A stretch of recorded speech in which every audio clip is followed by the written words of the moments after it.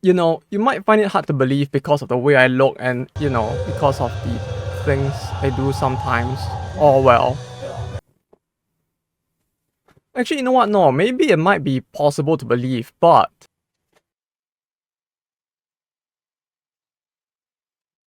I'm actually quite a big fan of the Atelier series as well. In fact, one of the first few companies I actually applied to was actually Koei Tecmo, in part due to the fact that I was hoping that in the future I would get to work on some of the Atelier titles as well.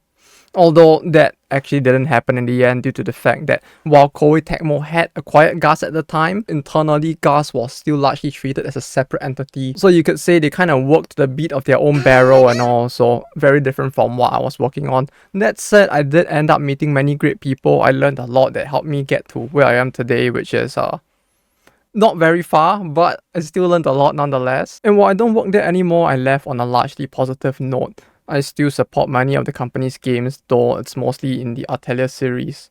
In fact, I've played almost every single Atelier game since Mari till Riser. For those of you who do not know what the Atelier series is about, to put it very simply, it's a series of RPG games where you play as a bunch of little and not so little girls as they go through some very big problem in their life. Things such as their mom walking out one day and just never coming back. Issues such as their parents being a bunch of deadbeat bums. So in order to make enough money for their family to survive, they have to like go out and commit child labor instead. Maybe no, was the plot always this sad? I never really thought about it, but it actually sounds a lot worse when I put it like this, huh? But yeah, in spite of how sad things start out for them, it's a series which typically ends up being very cheerful, where the plot itself, the way things move forward, and the resolution at the end tends to be more on the happy side rather than something dark and depressing. And they largely solve their problems that they face through the use of either brute force or through throwing different random items into a pot. I can really understand the second one. I sometimes do that myself as well. Ah, it's been a horrible work day today. Something sounds a little wrong there. I really feel like I could use a pick me up right now.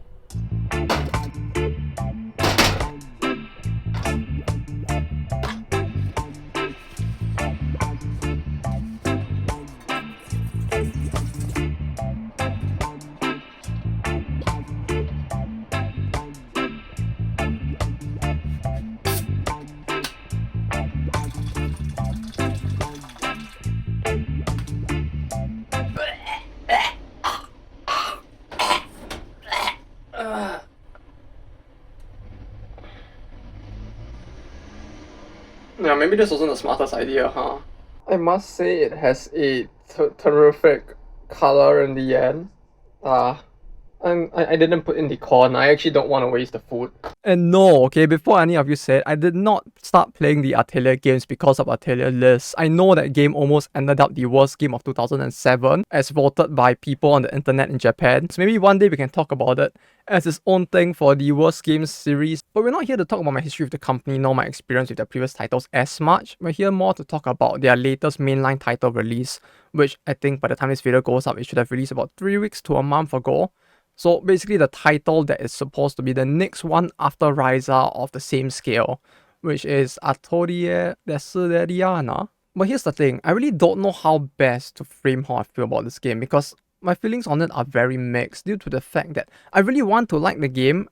There's actually very good points about it as well, but the bigger issue at hand is that there are some very big changes they made to this title as compared to all of the Atelier titles before this that make me not like this title as much, and that also make me feel a little less comfortable with where the series might go in the future. So I kind of really want to talk about all of this. Maybe this may seem a little more ranty than usual, and if so, I do apologize, but I want to provide, if possible, the most balanced opinion of the title that I can, because obviously when you go online and read it, there are very, very polarizing views on it. You go onto the Google Play Store, you'll see that it has a relatively high rating, but you go online and you read and you will realize that many of the people who did like the game in the past have also found themselves very unhappy for a few reasons that will become a little more clear as I talk about the game itself. So without further ado, let's get right into it. So let's talk about the parties that are involved in the development of this title. As you can see, there are 4 names, but 3 out of the 4 are actually Koei Tecmo themselves, which may look silly on the surface. It might look like they're essentially saying that I made this game, and my left hand and right hand did as well. There's 3 of us.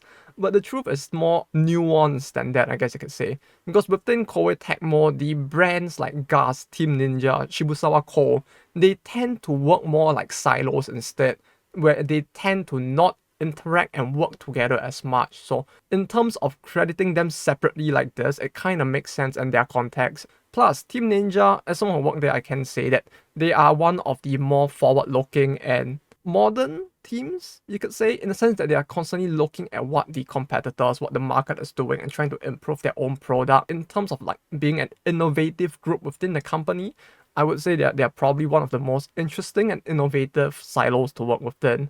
So crediting them separately like this also does make sense in the sense that you give the game a little more brand recognition by saying that the people who created big titles such as Wolong and Neo are also working on this title, although that isn't actually the case. What actually is happening is that the people who worked on Dead or Alive Venus Vacation, which is a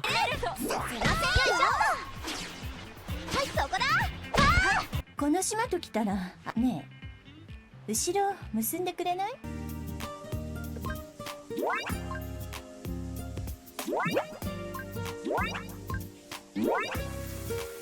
Yeah, it's a little bit of a sus game. The people who worked on that are working on this, which I guess when you look at the graphics within the game, it kinda is a little obvious, yeah, considering the fact that you also do have a slider within the game to add increased booba shake, and that's a thing that is really very like the Venus Vacation team to have something like that.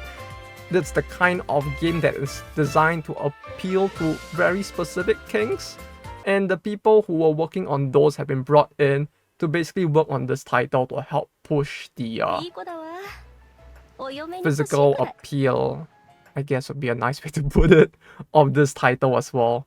Meanwhile, Akatsuki Games are the developers of many other games in general, particularly for mobile, very well versed in the design of mobile games and have worked on many other titles in the past. And within this company themselves, they have also developed titles such as Dokkan Battle, the Dragon Ball game, which I don't know how popular it is overseas, but within Japan, it's quite a big title, as well as things such as the Romancing Saga game. Essentially, they work with other companies to develop mobile games for those companies based off the IPs. So you could think of it in this case as the graphics are probably largely dealt with, as well as the sex appeal, I guess, by Team Ninja.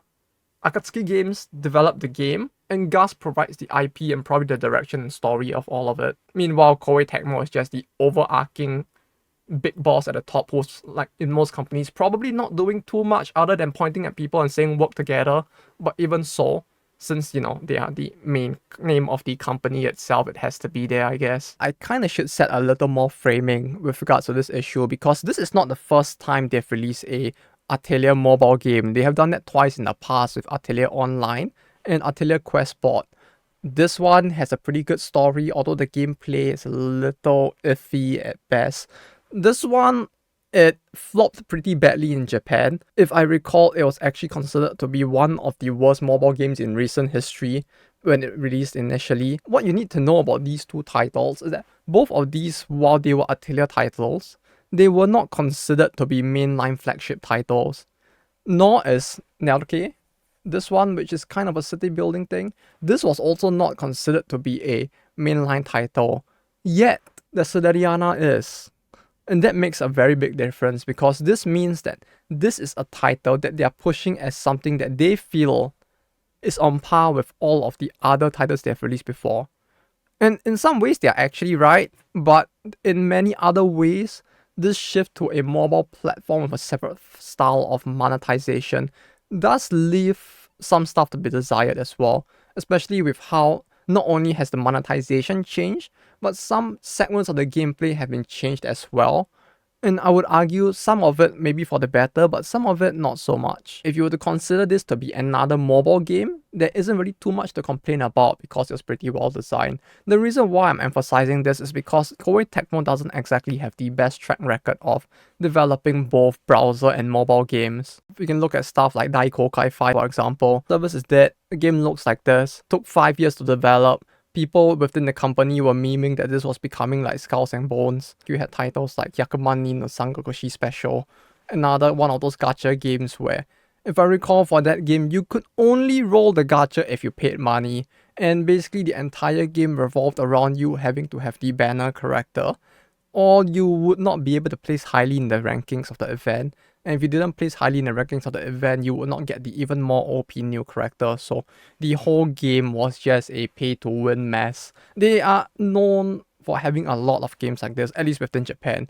Most of their very floppy titles don't actually make it out. So when it comes to mobile games, it may look like they are not doing too badly, but they don't have a good track record themselves. That said, let's talk about the state of the game right now. So I would say that this game's biggest strength, it's also its biggest weakness, and that is that this game relies a lot on characters from the older Atelier games.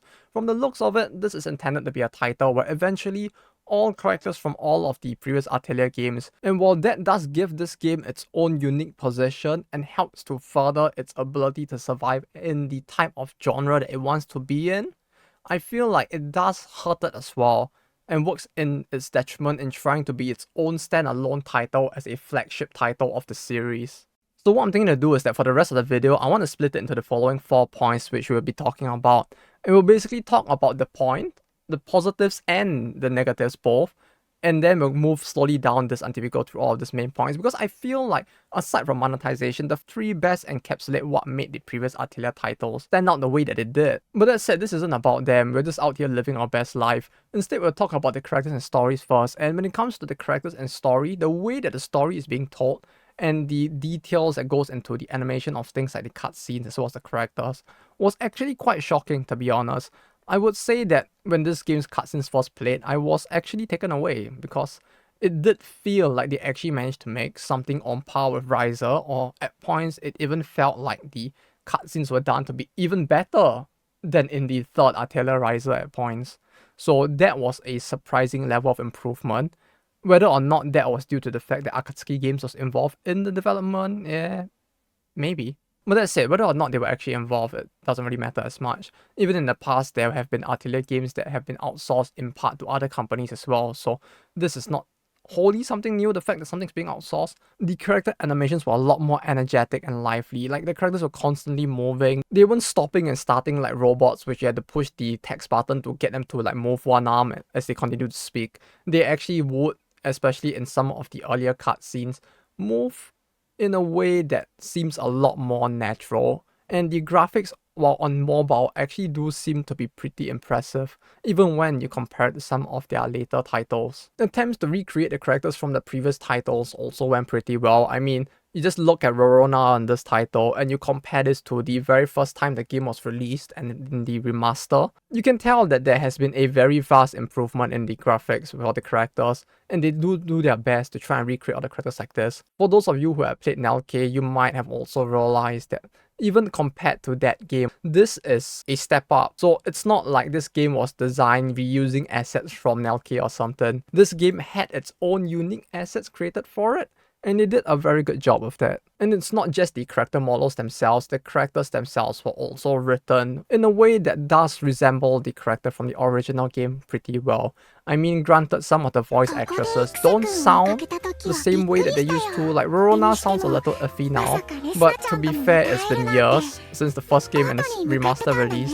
Is she being out of practice? I guess you can kind of understand it. We'll put that aside, I don't really mind that as much, because the way that the characters are written, it does give people who have played these games a very strong sense that yes, this is the character I've come to know and watch grow in those previous games, and so that was a big plus in its favor, I would say, as compared to something like Atelier Online, where these characters barely had any form of interaction with the plot, and you didn't really get much of the characters' own like quirks within the gameplay itself. This game did a much better job of that. Even the main character as well, like I've played the plot up to the end point of where the story is at right now, and I would say that the new character is actually written pretty well. She has her own unique quirks, she has her own unique traits and motivations. If she was given more time to develop as a character in her own title, I feel like she could stand as her own unique character alongside all of the other games that have been made till now. That said, while the original characters created for this game are pretty well written, The bigger issue I find is just whether or not you actually get to see these characters grow and develop over time like with many of the other games. Because when you look at something like Atelier Online, for example, you're watching a character grow over what is supposed to be the span of a few years as they mature as a person. The same could be said for Rorona, I think that one was 2 or 3 years, the same for Totori. Many of these games take place over an extended period of time where you can watch the characters grow. And with the game right now, because this is a mobile game, the story obviously hasn't ended. You get brick walled somewhere in chapter 3. Let's just leave it as this is par for the course of most mobile games, so we will not fault them for that. The bigger issue is that because you have all of these other characters from the previous games and all of them are pretty accomplished alchemists at this point, the thing is that these characters from the other games, they are not taking the characters from when they initially started on their journey or had them from the middle of their journey just wandering into this war and accident. Most of them are actually at the end of their journey within their own individual story canons. So you have people that have already gone through many of the struggles that this character now is going through, basically being around her to support her as well, which led to some of the scenes feeling like they weren't earned as much. Like basically she would get into some form of trouble, she would get depressed about the fact that she kinda messed up, and instead of her and the people, her friends around her, learning to deal with the mistake and grow as people, now you kind of have this very accomplished people who have already gone through the same issues as her, basically being there to cheer her up and share their life experience to try and help her further along, which in a way is a unique way to within the series to try and help this character to grow, but at the same time it does make it feel like the screen time from the character that's supposed to be the main character of the series, her name is in the title of the game itself, she doesn't seem like she's gonna get as much screen time to shine as a character, precisely because you have all these characters that people already know and love being there to support her and help her out, which means that there are many people, particularly the people who are fans of the series who are playing this game, who are gonna look more in that direction and focus less on these new characters than they probably ought to. But of course, in the end, this is Koei Tecmo doing mobile games, so in their usual fashion, things can't just go perfectly well. So when it comes to the events that they hold, you know, like how most mobile games, they have their whole, like, every 2 weeks or 1 month, they have a new event and the new banner to accompany it. Well, this game does the same thing, except that for the first event, it was really as simple, just beat the monster as hard as you can and just get points, which you couldn't really redeem the points for anything of really much value at all. You could get the second lowest tier of the EXP gain item, which isn't really all too useful once you're at level 40, and aside from that, there was no story at all. At this point, the second event is also out. This time around, there was story, but well...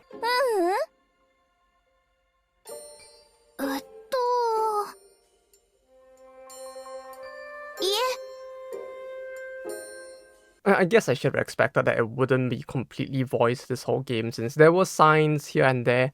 And to be fair, most of the other Atelier titles before this one, like the actual mainstay titles, weren't fully voiced either. Like when you're interacting with NPCs in town, it's not all gonna be voiced. So to be fair, I guess this isn't like something I should slam this game for. But at the same time, the story segments for this second event, each segment is about like 30 seconds at most. Maybe it's because there's no voice, so I'm scrolling through it a lot quicker since I only need to read the text. But at the same time, it does feel a lot shorter than the amount of story that most other games try to put into this event. So considering that this second event especially was made to introduce one of the earlier Atelier characters as well, it's a little disappointing that for this introduction event, they didn't do more. Next up is the battle system, and oh wow, I may sound like a bitter old man right now, going like, "You kids, back in my days, my games used to be hard and we had time limits." I'm not actually doing that. Essentially what it is doing is that it's taking the older school style of RPG battle this game had prior to Riser. So every game from Luluwa backwards. The difference is that instead of using 3 characters, which each character having multiple skills that you can use, like a whole repertoire of them, now you have 5 characters and each character only has 2 skills and an out. And even then, it doesn't really feel too bad. They did add something new to the mix in order to make the whole like characters having less skills thing a bit more interesting, which is the whole now you have power-ups on the priority bar instead. So what happens is that a slot on the priority bar would get different status effects to it. You could get a buff, debuff, or a boost, and the boost basically allows you to use your ult, because otherwise your ult will not be able to activate. And you know what? It actually made it kind of interesting, because now you actually have to pay attention to that bar and try to move your characters around on it to avoid the debuffs, avoid the enemies getting the ults, while also trying to get the ults and the buffs for yourself. So there are situations where maybe you want to intentionally use a normal skill instead of your stronger skill, so that your priority shifts you a little less back than the enemy might be, so that you get a second turn, and that pushes the enemy onto the slot, or your characters onto the slot that you want them to be on. Or you might even want to not like break the enemy and stun them, because of the fact that if you do, they will get shifted further back in the priority and your character might get a debuff, or some other enemy might get the ult or something. Like, there's a lot more thinking to it, and I actually do enjoy that bit of it. But yeah, that said though, we have to also address the fact that this is also being done so they can sell more characters in the future. Like, each individual character having fewer skills makes it such that now you can have a party that's competent in doing one thing, but because each character has so few skills, they can easily and more strategically manage the balance of the game, because they have less factors that they have to take into account when releasing each new character. And they can do things as simple as just rearranging skills between like the new characters, taking maybe like bits and pieces from different characters and mixing them in a different way. And even that alone would be maybe enough at times to make a new character worth obtaining. So in general, them doing this, it's like, yeah, it feels like it does oversimplify characters, and it's all in service of the gacha, but then again, that's how they're planning to release this game. But of course, we can't just have good things. No, life wouldn't be fair that way. So there's one very weird UX thing with the game, to be honest, where in the battle, different sizes of the same enemy would get lettered in the same way. So if you have 3 of the same enemies, they're considered enemy A, B, and C. But if you have enemy and slightly bigger identical enemy, they are both considered to be A. And it's not very clear in the priority bar either as a result, because the icons look almost completely identical. It's just that one is slightly more zoomed in than the other, because one enemy is slightly bigger than the other. So if you're starting to grow old like me and your eyes aren't working as well as they used to. Ah, Timmy, there you are. Then you might have a little bit of an issue trying to figure out which is which, and that actually confuses me once in a while depending on the enemy. This feels like an easy fix. I feel like this is something that if they really wanted to, they could do it easily. Not the best way to go about UX in the first place. But this is Japan. You look at Rakuten, right, and the mess that is that website. Japan is very skilled at navigating horrendous UI UX, so this is probably fine by Japanese standards. Next up is the monetization, which, woo boy, there's quite a few things you really need to talk about. But before we go into the next part, let me just say something real quick so people don't think I'm some kind of insane gacha gremlin or something. First up, thank you to Lavalooterx for sending me Doge and supporting the channel. Don't worry, I didn't put this money into the gacha for this game. If anything, thank you for sending me the Doge, because you made me feel morally obliged to not put money into the gacha, because it feels like it would have been a waste of the money that you sent, which I could then have actually invested into making other videos in the future of better quality. So you helped me dodge a bullet there. Thank you.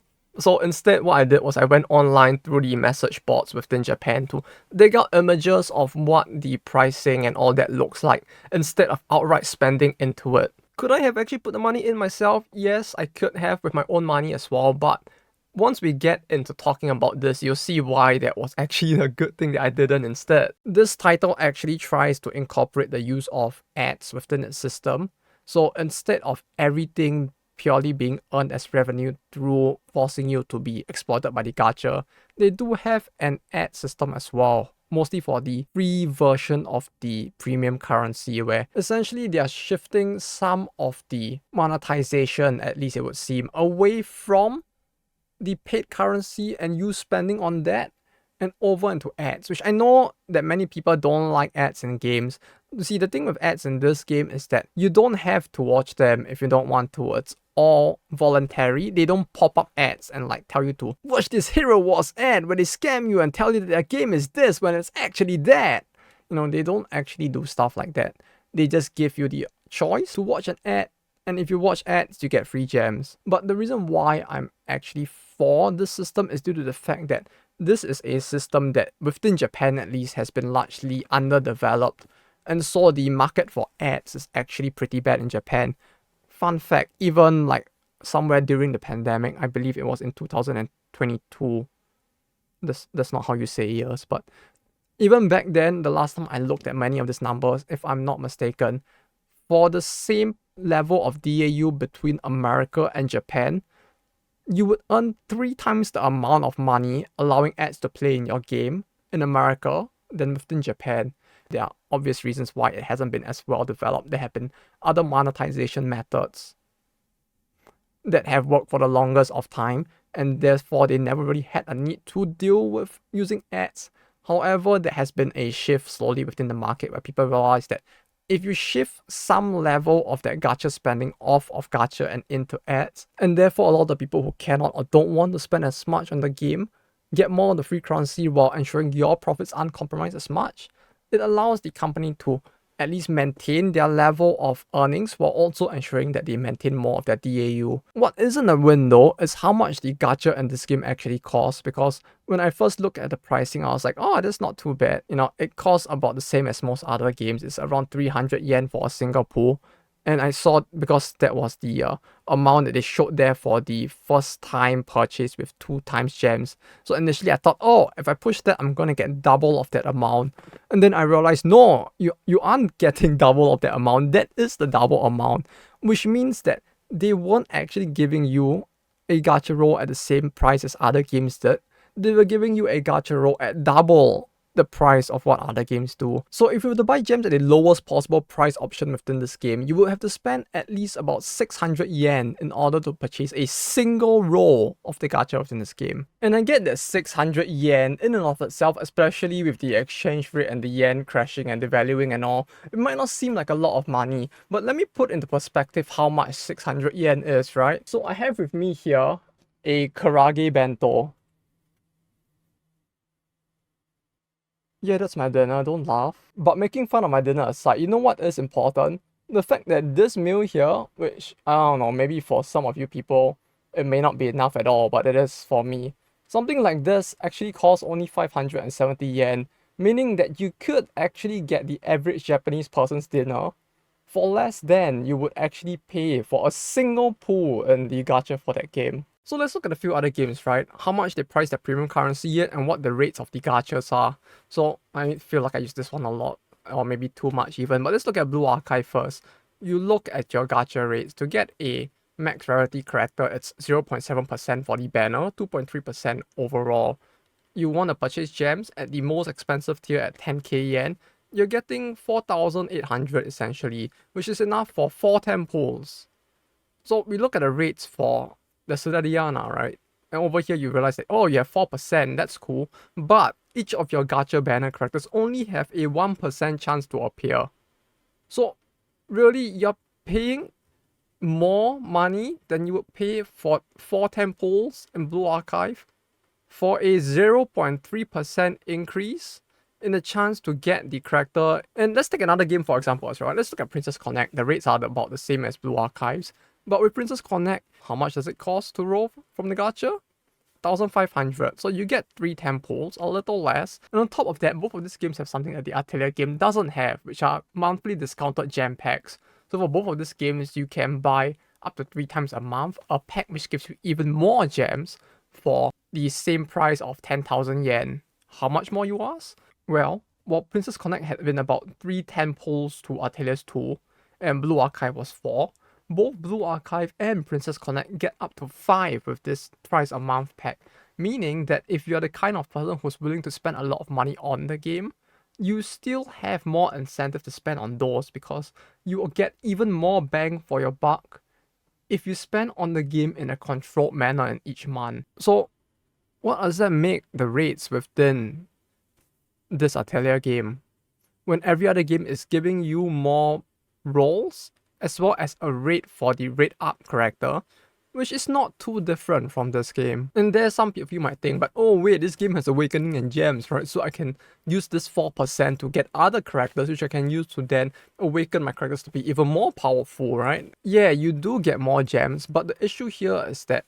these fragments and gems that you need to awaken the character. Let's just call them fragments, maybe that's easier. So the thing with this Atelier game is that you don't just have 3 to 4 or 4 to 5. No, no, no, no, no. That would be too simple. Instead, what you have is you have to go from 3 to 3.5, and then 4, and then 4.5, and then 5. So basically that means that you have to go through more tiers. And if you look at just the fragments you need to go from 3 to 4, you need 230. So overall, you actually need more fragments to begin with just to get there. And when you look at the exchange shop within the game, how much do they give you per tier? You start with paying 1 of the resource for 1 fragment. You get a 25 cap, which is 5 higher than both of the other 2 games I mentioned. But a 5 cap per tier means that you're only getting 25 more overall before you hit the cap. So that's nowhere near enough when you consider the fact that you still have to go from 4 star to 4.5 and then 4.5 to 5, meaning that overall net you would need a lot more gems, and that is seemingly factored into the fact that you have a higher chance of getting characters, so you aren't actually really that much better off either. That, and when it comes to all the other ways to raise your character, the game does a pretty good job of gating the players. So one good thing overall about the way this is done is that they have built it in a way such that in order to progress the story, you kind of need to basically learn and use every system that they have to offer at least once. So you kind of learn in a way what the game has to offer, and the game ensures that as you progress further into the story, and therefore as you progress past the required power levels required to beat the monsters in the story, that you are then introduced to these systems that can then be used to power you up more. The issue is that these systems that are in place, all these different dungeons and whatnot, where you get the resources to power up your characters, the higher difficulties require you to have a certain level of power that cannot be attained until you get to a certain point in the story, simply because of the fact that, like for example, one of the many ways you can raise your characters to the use of this grow bot. It's not a growth bot or something, it's just grow bot, grow! Sort of deal going on there. I don't know what's up with that. And this bot is really important because this is the bot that gives you more stats and also increases your level cap. So your character starts at level 20, and as you increase this bot's level or tier, you then get an additional +5 to your level cap each time up to a max of 60.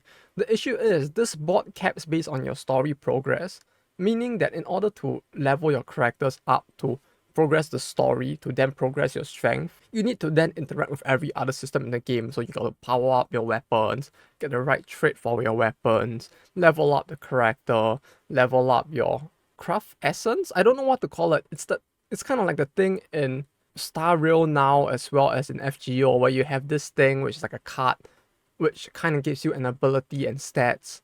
And something, it's kind of like equipment, but it's given a different convoluted name instead. You basically need to level that up as well.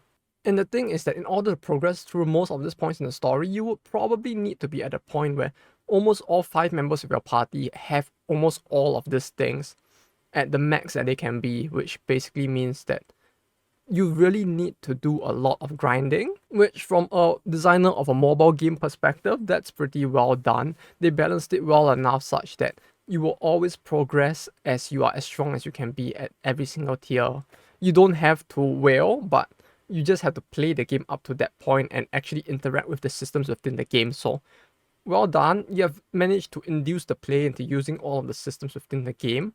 But from a player perspective, it does feel a little overdone as well. So lastly, let's talk about the exploration and alchemy, because I feel like these two go quite hand in hand. Typically, to progress a story, you need to either explore or do alchemy. And in order to do alchemy, you need to get the resources from exploring. So you kind of have this gameplay loop here going on. And with the way the exploration works in most of the previous titles, you're basically running around a dungeon with some of them having pretty nice views in them, some not so much. But the thing is that you're basically running around in a huge open area, picking and choosing the best resources so that you can optimize the items that you're creating. And then this leads us to the alchemy system, where basically for each game it kind of differs the type of mini game you have for the alchemy. It can range from anything from as simple as in Rorona, where you basically just put items together and the effects of the items will basically give the output item a different ability or stat. Like you could give your bomb a larger AoE or turn it into a single target while changing up how much damage it deals.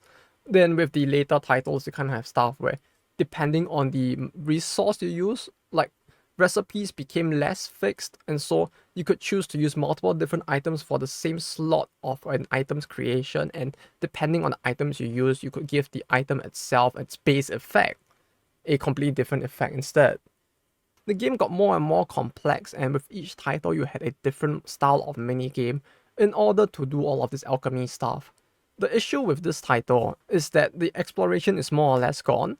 Now you're just running down a straight line path which you can just push an auto button for, and you automatically just acquire all resources that you gather and all of the monsters that you beat from the dungeon. There isn't any more of an inventory management or like resource management because of the fact that every resource now gives you the exact same effects. So you don't have Herb A giving you the ability to make your bombs have a wider AoE at the cost of lower damage, and Herb B have the reverse where it's single target and more damage. Then when it comes to alchemy itself, instead of the resources having unique traits that would then be used within the crafting itself, now you have to add people into the slots to assist you with the alchemy. So the characters that you can add in, you basically add in the first one, then the character has 2 colors, and then you have to link the color at the end to the other character's color.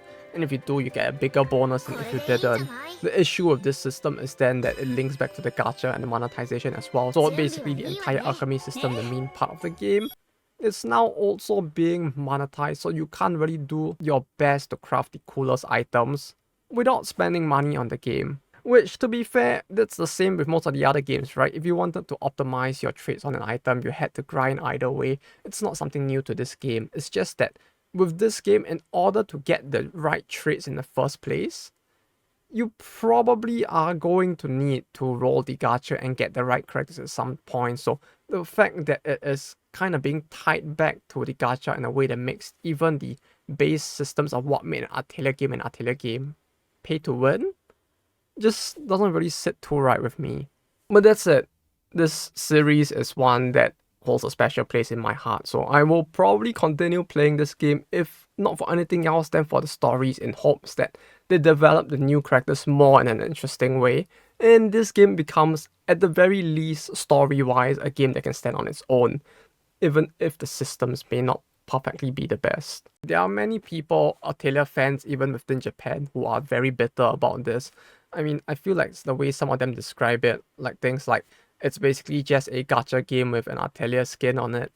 It's pretty right. I can kind of get where they're coming from with all of this, because even as someone who still plays gacha games now, it's not like I do it because I like the monetization systems themselves.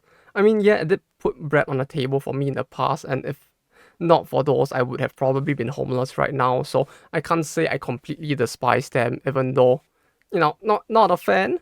But at the same time, when I play these games, it's more because I do enjoy the IP itself, you know, the characters, the stories. Certain parts of the gameplay that aren't as attempting to squeeze money out of the players, I do enjoy all of that. But at the same time, when I support these companies by putting my money into goods, I don't really spend on the gacha much, if at all.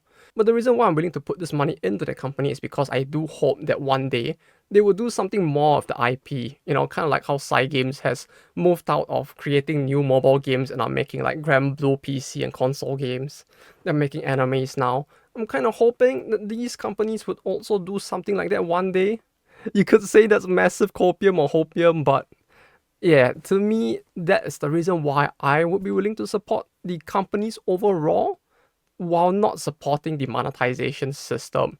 And that's also why, to me, this game feels a little off, because I would rather see companies move out of gacha games at some point, like this is the starting point, they grow out of it, rather than a company regressing into it to squeeze money out of its existing player base. Especially for something like the Atelier series, which has had many years behind it of history of producing good and entertaining games with an interesting story. Like, gameplay-wise, it does feel like, if you compare it to any of the previous trilogies, right, the Arlen trilogy, the Mysterious trilogy, even the Riser trilogy, it does kind of really fall short. And it's understandable that it would fall short because it's building itself off of systems that need to be more simplistic because of the style of game that it wants to be. If there is actually anything big enough to talk about in the future, I might make a follow-up video about the game. But yeah, if you like this game, Hey, more power to you. I have no complaints if you actually like it. This video isn't about me trying to attack like gacha games in general or people who like these games either. Especially because, like I said, I do think the story is enjoyable. The battle system has its enjoyable parts. And while some of the systems I don't really like as much, I do see that they did some things that are pretty good with it as well. If you like the game, you should support it, but support it by buying goods instead. Things outside of the game, you know. If you want to go to Comic Cat, buy a 5,500 yen tapestry, hey, go for it, okay? Do that. But yes, if you like the Atelier series and you like this game, but you also want A26 whenever and if it ever comes out to be another consumer RPG game, then do consider what I said at the end of this video, because really, the more people spend on the game itself, the more they're gonna think that this is fine, because really there are many people at the top with companies like this who are very, very much just more business minded, so they're just gonna constantly push for the developers at the bottom who actually want to make the game better for the players to continually make decisions that will hurt the players instead, so that they can hit the bottom line so that they don't get fired. But yeah, you know, maybe I'm just overthinking this. Maybe I'm just the one that's being bitter here. I don't know. Let me know in the comments what you think. Maybe you have a good point that could convince me otherwise, that maybe I'm looking at this in the wrong way. But that said, this video is probably gonna end up longer than I expect. So I'll be heading off for now. Y'all take care. Have a good day and bye-bye.